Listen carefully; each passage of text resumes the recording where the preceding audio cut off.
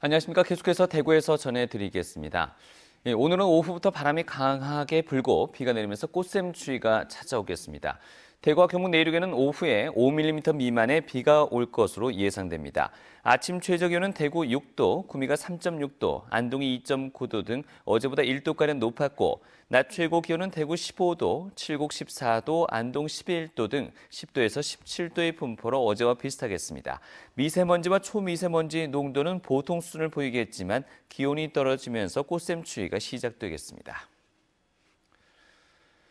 구미 어린이집 아동학대 사건 수사 과정에서 경찰뿐만이 아니라 검찰도 엉터리로 수사했다는 정황이 속속 나오고 있습니다. 검찰이 신체적 학대가 명백하다는 외부 전문가 의견을 깡그리 무시한 것으로 드러났습니다. 윤태호 기자가 취재했습니다.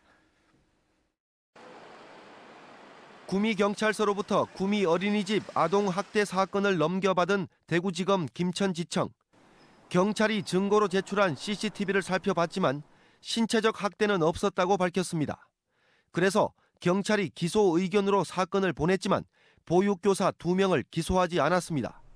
오히려 형사 사건이 아니라 아동보호 사건으로 판단해 가정법원으로 사건을 보냈습니다.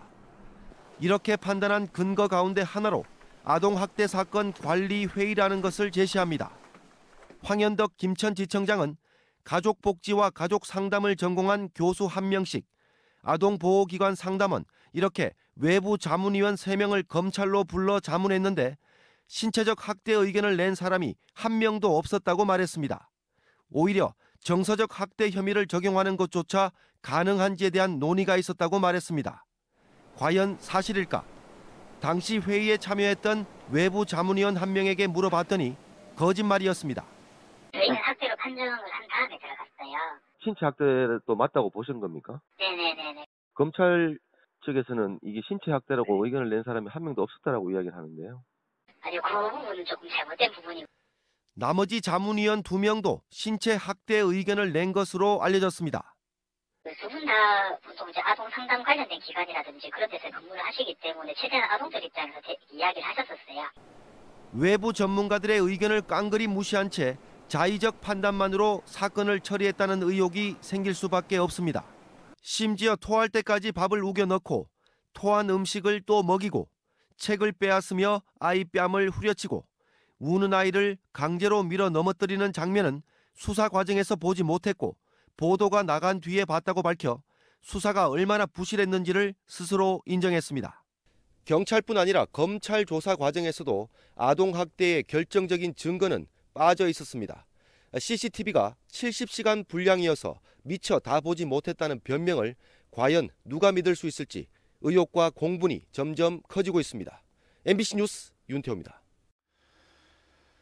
지난달 19일 발생한 대구 도심 사우나 화재와 관련해서 경찰이 구속영장을 신청한 3명에 대한 구속 여부가 오늘 결정됩니다. 대구지법 이상균 영장전담 부장판사는 오늘 오후 2시 반부터 사우나업주 64살 A씨와 건물관리인 62살 B씨, 전기 책임자 53살 C씨 등 3명에 대한 영장실질심사를 시작합니다. 경찰은 앞서 다중이용시설인 목욕탕에서 화재가 발생하지 않도록 주의를 다하지 않은 혐의를 적용해 이들 3명에 대해서 구속영장을 신청했습니다.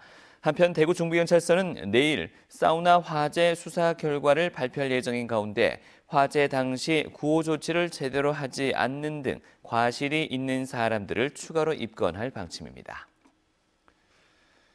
경상북도의회 임시회가 2주 일정으로 오늘 시작돼 SK하이닉스 구미 유치 실패와 대형 국책사업의 예타 면제 탈락 등 최근 논란인 경북 패싱 현상의 실체를 점검합니다. 오늘은 김시환 의원, 내일은 김상조 의원 등이 이철우 도지사를 상대로 도정 질문에 나서고 다음 주에는 통합공항 이전지의 조속한 결정을 촉구하는 성명을 발표할 예정입니다. 또 기획경제위원회는 경북경제진흥원 등 8개 출자 출연기관 업무 보고를 통해서 지난해 감사 지적 사항의 개선 여부도 점검합니다. 고용노동부 구미지청은 근로자 11명의 임금과 퇴직금 1억 4천여만 원을 고의로 체납한 사업주 49살 박 모 씨를 구속했습니다. 박 씨는 2개의 제조업체를 경영하면서 임금 체납 등으로 22건의 신고가 있었지만 해결하지 않았고 지난해에도 1,700여만 원을 체납해 벌금 300만 원을 선고받고도 내지 않은 혐의를 받고 있습니다.